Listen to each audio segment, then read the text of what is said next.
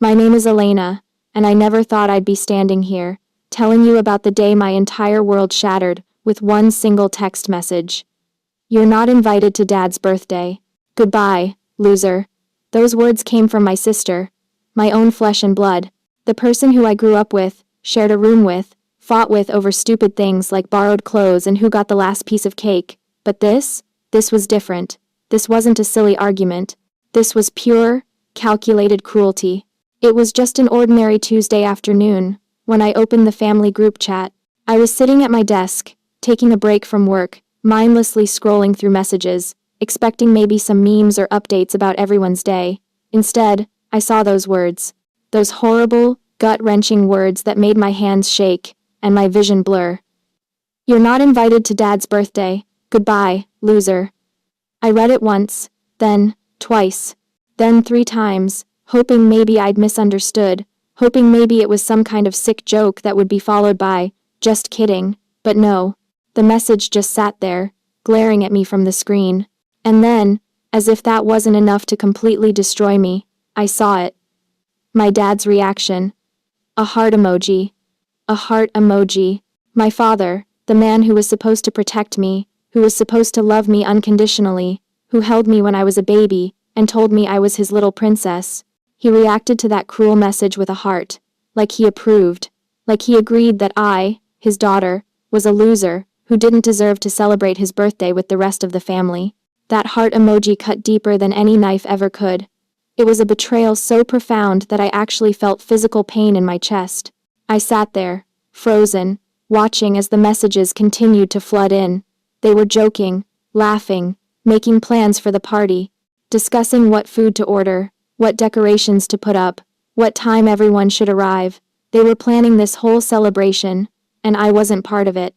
I was erased, deleted, like I never existed. Like all those years of being part of this family meant absolutely nothing. My sister sent laughing emojis. My dad talked about wanting his favorite cake. My aunt chimed in about bringing wine. Everyone was so excited, so happy, so completely unbothered by the fact that I had just been publicly humiliated and excluded. Do you know what that feels like? To watch your family celebrate without you? To see them bond and laugh while you're sitting alone? Tears streaming down your face, wondering what you did wrong? The pain was suffocating. It wrapped around my throat and squeezed until I couldn't breathe. My hands were shaking so badly I almost dropped my phone. I wanted to scream. I wanted to throw something. I wanted to burst into that group chat and demand answers, demand respect, demand the basic human decency that I deserved. But I didn't. I just sat there, silent, watching the messages pile up, each one another stab to my already bleeding heart. For hours, I couldn't move. I couldn't think. I couldn't process what had just happened. This wasn't the first time they'd been cruel to me, but it was the first time they'd done it so publicly, so casually, like my feelings didn't matter at all. And maybe that's what hurt the most. Not the exclusion itself, but the realization that they genuinely didn't care. They didn't care that they were hurting me. They didn't care that I would see those messages and feel worthless. They didn't care about me, period. That night, I couldn't sleep.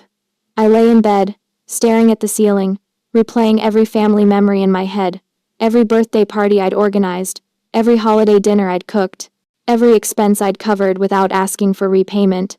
For years, I had been the glue holding this family together. I was the one who remembered everyone's birthdays and bought thoughtful gifts. I was the one who planned the gatherings and made sure everyone felt included. I was the one who paid for the shared family streaming accounts, the family phone plan, the family cloud storage. I was the one who sent money when someone needed help. I was the one who showed up, every single time, without fail. And what did I get in return? A text calling me a loser. A heart emoji from my father. Radio silence from everyone else. No one defended me. No one said, "Hey, that's not cool." No one reached out privately to check if I was okay. Nothing. Absolutely nothing. I was invisible to them, unless they needed something from me. I was only valuable as long as I was useful. The moment I wasn't providing something, I ceased to exist in their eyes. The anger started building slowly at first, like a small flame that gradually grew into a raging inferno. How dare they treat me like this? How dare my sister speak to me that way? How dare my father approve of it? How dare the entire family sit by and let it happen? I had sacrificed so much for them. I'd canceled plans to attend their events. I'd spent money I didn't really have to make sure they were happy. I'd put their needs above my own, constantly, consistently, without complaint. And this was my reward? This was how they showed their appreciation? I thought about all the times I'd felt undervalued, but pushed those feelings aside because family is family. All the times they'd made dismissive comments about my job, my choices, my life. All the times they'd borrowed money and never paid me back. All the times they'd expected me to drop everything to help them but were never available when I needed support. All the passive-aggressive remarks. All the times they'd made plans without including me and then acted surprised when I felt hurt. This wasn't a one-time thing. This was a pattern, a long, established pattern of disrespect that I'd somehow convinced myself was normal. But it wasn't normal. It wasn't okay, and I wasn't going to accept it anymore. Something inside me snapped that night. The part of me that had been desperately trying to earn their love and approval just died. And in its place, something harder, stronger, angrier emerged. I was done. Done being the family doormat. Done being the one who gave and gave and gave while receiving nothing in return. Done sacrificing myself for people who clearly didn't value me. So I made a decision. A decision that would change everything. I grabbed my phone and started going through all the shared accounts. The family Netflix account? I was the primary holder. The Spotify family plan? Paid for by me. The shared iCloud storage? My credit card. The phone plan that gave everyone unlimited data? All me. I'd been covering these expenses for so long that everyone just assumed they'd always be there. They took it for granted. They took me for granted. One by one, I canceled my payment methods. I removed family members from the accounts. I stopped the automatic payments. Click, click, click. Each cancellation felt like shedding a weight I'd been carrying for far too long. With every account I closed, I felt a little bit lighter, a little bit freer, a little bit more in control. They wanted to exclude me from the family? Fine. But they didn't get to exclude me and benefit from my generosity. You don't get to have it both ways. I didn't announce what I was doing. I didn't send a dramatic message to the group chat. I didn't explain or justify my actions. I simply withdrew. Silently. Completely. I muted the family group chat. I stopped responding to individual messages. I removed myself from the equation entirely. If they wanted to plan Dad's birthday without me, they could do it without my financial support too. The first few days were quiet. Too quiet. I kept checking my phone, half expecting someone to notice, to reach out, to ask what was happening, but nothing. They were all too busy planning the perfect party, completely oblivious to the fact that the foundation they'd been standing on was crumbling beneath them. Part of me wanted them to notice immediately. Part of me wanted to see their panic, their scrambling, their realization that they'd messed up. But another part of me, the part that was still bleeding from their rejection, almost hoped they wouldn't notice at all. Because if they didn't notice, it would confirm what I already suspected. I truly didn't matter to them. It took 4 days. 4 entire days before the first confused message came through. It wasn't to me, of course. It was in the family group chat that I was still silently observing. My cousin posted, "Hey, is anyone else's Netflix not working?" Then my sister, "Yeah, mine too. Weird." Then my brother, "Same here. What's going on?" I watched the messages pile up. Watched them try to figure out what was happening. Watched them slowly piece together that all the shared accounts were no longer functioning. And then, finally, someone put it together. My aunt wrote, "Wait, isn't Elena the one who pays for all of this?" The group chat went silent for a moment. I could almost feel the collective realization washing over them. Then came the attempts to contact me. Suddenly, I mattered again. Suddenly, I was worth reaching out to. My phone started buzzing with messages. "Elena, what happened to the Netflix?" "Hey, the phone bill says it's overdue. Did you forget to pay for Spotify?" "Elena? Elena?" The audacity. The absolute audacity. Not one of them asked if I was okay after that cruel message. Not one of them apologized or acknowledged how badly they'd hurt me. Their only concern was getting their accounts back. They didn't see me as a person deserving of respect and love. They saw me as a service provider who had suddenly stopped providing services. That's all I was to them. A walking ATM machine. If you're watching this, and you've ever felt undervalued by your family, if you've ever been the one who gives everything and receives nothing in return, drop a comment below and let me know where you're watching from. You're not alone in this. Trust me, you're not alone. I didn't respond to any of their messages. I let them sit there, unanswered, just like they'd let my pain sit there unacknowledged. The messages became more frequent, more desperate. My sister actually had the nerve to call me. I declined the call. She called again, declined, then came the text. Why are you being so dramatic? Just turn the accounts back on. Dramatic. She called me dramatic. The irony was almost laughable. She could send me a cruel message, exclude me from a family event, publicly humiliate me, and that was fine. But me, quietly removing my financial support? That was dramatic. My father finally sent me a private message. Not an apology. Not a, I'm sorry for hurting you. Just, Elena, we need to talk about the accounts. That's what I was worth to him. Account management. Not his daughter. Not his child who he should love and protect. Just the person who handled the bills. The anger I felt in that moment was white hot, searing through every nerve in my body. This was the man who was supposed to be my hero, my protector, my biggest supporter. And he was texting me about Netflix. I typed out a response, deleted it, typed another one, deleted it. I must have written and erased 20 different messages, each one angrier than the last. But then I realized something. They didn't deserve my words. They didn't deserve my explanation.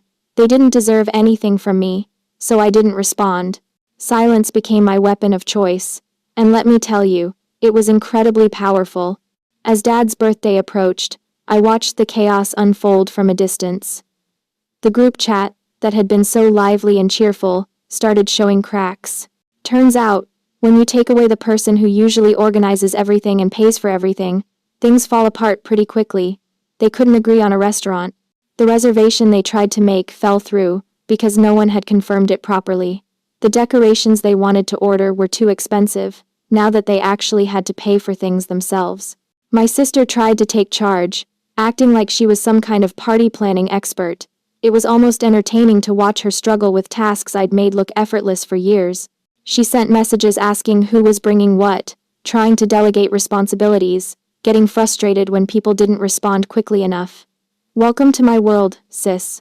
Welcome to the thankless job of trying to coordinate a family that doesn't appreciate you. The argument started about a week before the birthday. Small disagreements at first.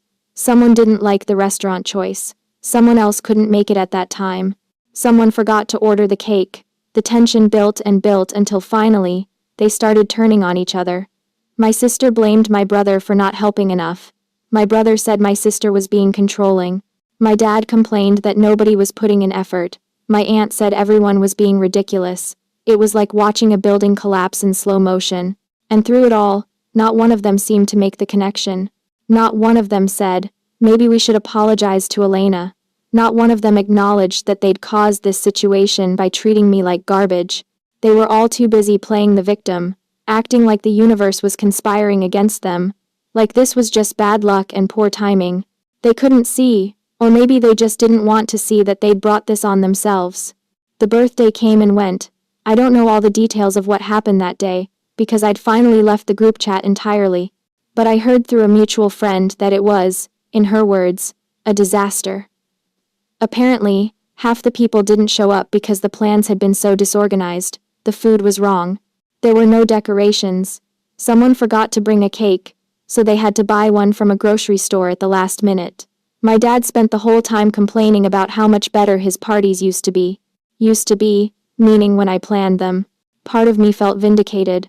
Part of me felt satisfied that they finally understood what I'd been contributing all these years. But honestly, mostly I just felt sad. Sad that it had come to this. Sad that my family valued me so little, that they'd driven me away. Sad that they still didn't seem to understand what they'd lost. Because they didn't just lose their account manager or party planner. They lost me. They lost their daughter, their sister, their family member. And they were too caught up in their own inconvenience to even mourn that loss. After the birthday disaster, I expected apologies. I expected someone to reach out with genuine remorse, to acknowledge how badly they'd treated me, to ask for forgiveness, but that's not what happened. Instead, my sister sent a message to some extended family members, and of course, it got back to me. She was painting herself as the victim, saying I'd sabotaged Dad's birthday out of spite, that I was being petty and vindictive, that she'd done nothing wrong, and I was just being oversensitive. She actually told people that the goodbye, loser text was just a joke, and I couldn't take it. A joke. My exclusion and humiliation were a joke. The rage that flooded through me was unlike anything I'd ever felt before. How dare she? How dare she try to rewrite history, to make me the villain in a story where I was so clearly the victim?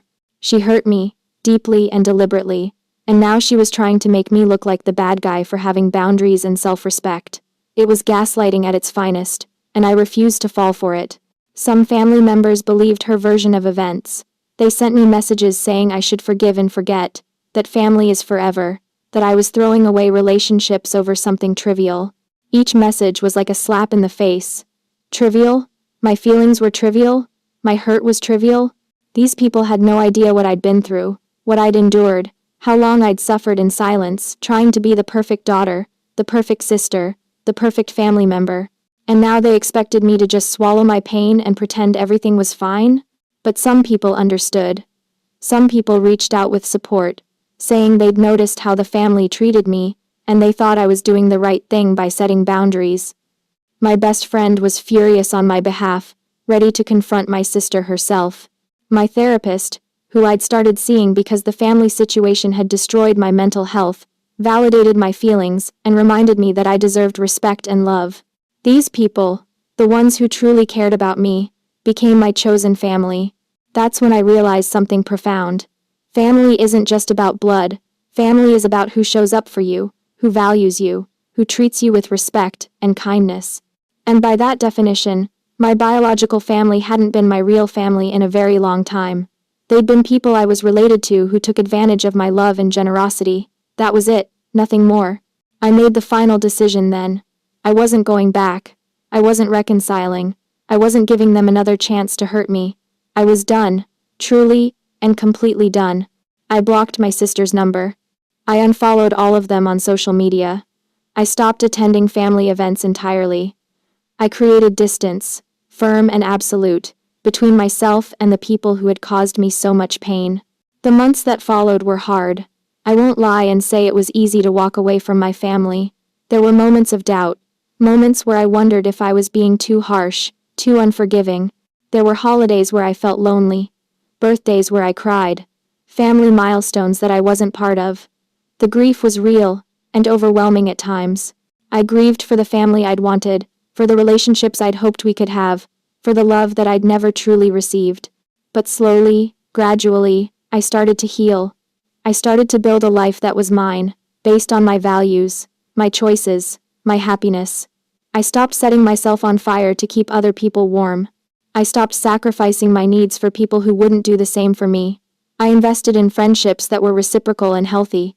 I pursued hobbies I'd abandoned, because I was always too busy managing family drama. I traveled to places I'd always wanted to see. I focused on my career and got a promotion. I adopted a dog who gives me more unconditional love than my family ever did. For the first time in my life, I felt free. Free from the constant anxiety of trying to please people who couldn't be pleased. Free from the obligation to maintain relationships that only drained me. Free from the guilt and shame they'd made me feel for not being enough. I was enough. I'd always been enough. They were the ones who were lacking, not me. My father tried to reach out once, about 6 months after the birthday incident. He sent an email saying he missed me and wanted to move past this. Not an apology, not an acknowledgement of wrongdoing. Just a vague desire to move past this, like nothing had happened. Like he could erase months of pain with a few meaningless words. I didn't respond. What was there to say? He'd made his choice when he put that heart emoji on my sister's cruel message. He'd chosen his side, and it wasn't mine. I learned to be okay with the fact that some people will never understand why I cut them off. They'll never see themselves as the villains in this story. They'll continue to paint me as the dramatic, oversensitive one who couldn't take a joke and abandoned her family over nothing. And you know what? That's fine. I don't need them to understand. I don't need their validation or approval. I don't need them to admit they were wrong. I know my truth, and that's enough. The anger I felt has transformed over time. It's no longer the hot, burning rage that consumed me in those early days. It's colder now, harder, more resolved. It's the anger that comes from knowing your worth and refusing to accept less than you deserve. It's the anger that fuels boundaries instead of outbursts. It's the anger that says, "Never again will I allow someone to treat me this way." And that anger, that righteous fury, has been one of the most empowering forces in my life. I want to be clear about something. I didn't cut off my family to punish them. I didn't do it to teach them a lesson or to make them suffer. I did it to protect myself. I did it because staying in those toxic relationships was destroying me from the inside out. I did it because I deserved better, and I wasn't going to get better from them. This wasn't about revenge. This was about survival. People often ask me if I'll ever reconcile with them. If they apologize, would I forgive them? And honestly, I don't know. The hurt they caused runs so deep that I'm not sure any apology could heal it. But more than that, I'm not sure they're capable of the kind of genuine remorse and change that would be required for reconciliation. You can't apologize for something you don't think you did wrong. And they've shown, time and time again, that they don't think they did anything wrong. What I do know is that I'm not waiting around for them anymore. I'm not putting my life on hold, hoping they'll eventually see the light and become the family I needed them to be. I'm living my life, on my terms, surrounded by people who actually love and value me, and if they ever do come to me with real, genuine apologies and a commitment to change, I'll deal with that if and when it happens. But I'm not holding my breath. The experience taught me so much about myself. It taught me that I'm stronger than I ever thought possible. It taught me that I can survive without the people I thought were essential to my existence. It taught me that sometimes the most loving thing you can do for yourself is to walk away from people who hurt you, even if those people are family. It taught me that I don't owe anyone access to me, not even my own blood relatives. My presence in someone's life is a privilege, not a right. And they lost that privilege when they disrespected me. If you're watching this and you're in a similar situation, I want you to know something. It's okay to set boundaries. It's okay to protect yourself. It's okay to walk away from toxic family members. You're not a bad person for prioritizing your mental health and well-being. You're not selfish for refusing to be mistreated.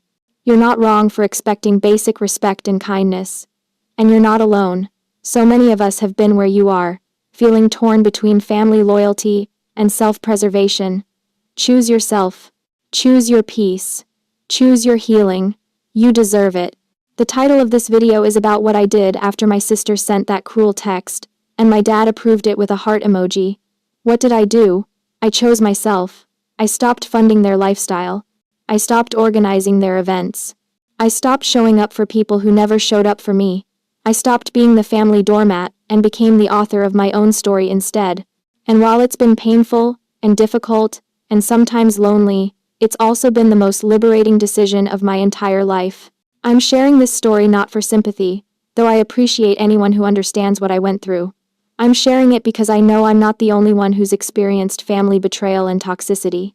I know there are others out there who feel trapped in dysfunctional family dynamics, who keep hoping things will change, who keep sacrificing themselves for people who don't appreciate them. If this is you, please hear me when I say, you have options, you have power, you have the right to choose differently.